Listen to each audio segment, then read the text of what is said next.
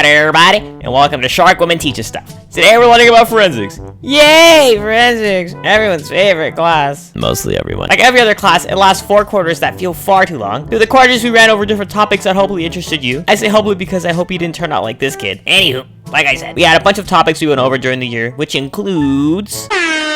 If you've been in any science class for the past 7 years, you know that every time the school year begins, the first topic is always about safety. And honestly, I don't know how to make safety interesting, so I'm just gonna fly by almost everything that you need to know about safety. Starting with... Never use broken glassware, never heat glass that isn't dry. Don't pick up hot glass, always clean glassware, always wear safety goggles, only do things you're instructed to do so, never heat a closed container, never reach across a flame, use clamps, tongs, or heat-resistant gloves to handle hot objects, have a clean work area, know where the fire blanket and fire extinguisher are. Waft! Keep lids closed when chemicals are not in use. Immediately rinse any chemical that gets on your skin or clothes. Know the location of the eye wash and shower. Point away test tubes / bottles away from others. Always cut materials away from you. Notify your teacher if your skin is cut. Don't plug more than 2 appliances at any outlet. Keep water away from anything electric. Don't cause pain to an animal. Don't perform inhumane stunts with animals. And wash hands after handling animals. Ugh. I mean, wow, how interesting. Anywho, next. In forensics, you need to be able to observe the different scenarios that occur in the field. Investigators must observe, interpret, and report observations clearly. Examiners must identify evidence, record it, and observe its significance. We also learned about the brain and how you aren't as smart as you think you are. You obtain information through your 5 senses. Your brain will filter this information because it can't hold all of it. Therefore, you're dumb or something, I don't know. Paying attention to the detail takes conscious effort, which I still don't know what that means.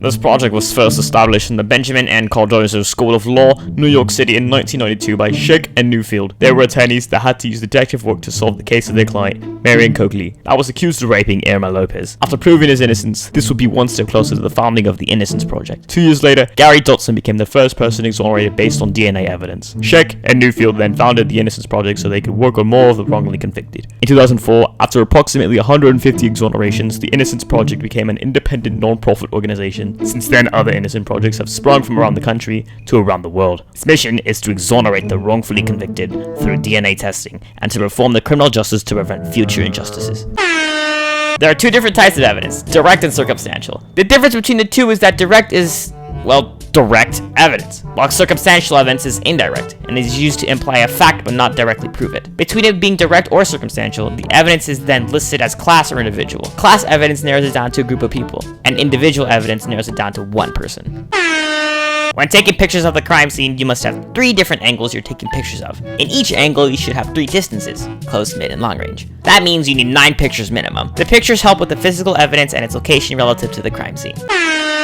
I couldn't find anything on this topic, so, in the words of Blaise Garcia, forensic science uses your knowledge of biology, chemistry, and physics to help solve cases and put the perpetrator to justice. Yes, hair. Hair is more important than making or breaking your look. Hair is made up of 2 parts, the follicle and the shaft. There are also 3 layers to the hair, being the cuticle, cortex, and medulla. The cuticle protects, the cortex is the largest part of what gives the hair its color, and the medulla is the center of the shaft. Fibers are either classified as synthetic or natural. Forensic investigators would use a burn test to figure out if the unknown fiber is synthetic or natural. Natural fibers usually char, while synthetic usually melts. The big thing about fingerprints is that everyone has their own unique fingerprint. Each fingerprint has a pattern either being on arc, whorl, or loop. In each pattern there are more patterns. The center of a loop or whorl is called a core. A triangular region near a loop is called a delta. DNA, which can be found in white blood cells, stands for deoxyribonucleic acid. DNA is important because each strand of DNA is unique, and it can greatly help in determining who the criminal is in an investigation.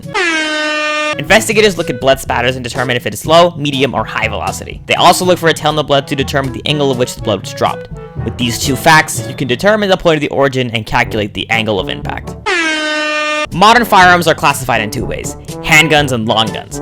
Handguns are pistols and revolvers that can usually be shot with one hand. Long guns consist of rifles and shotguns. Rifles fire bullets, while shotguns fire pellets or a slug. In order to fire the gun, you need a cartridge. The cartridge is made up of a bullet, casing, gunpowder, rim, and primer. Each part of the cartridge is kind of self-explanatory to what they do just by their name. But in case you still don't know what each thing does, the bullet is the projectile that's fired, casing is the case of the bullet, gunpowder is the propellant that fires the bullet out of the cartridge, rim is the back end of the cartridge, and the primer is what ignites the gunpowder.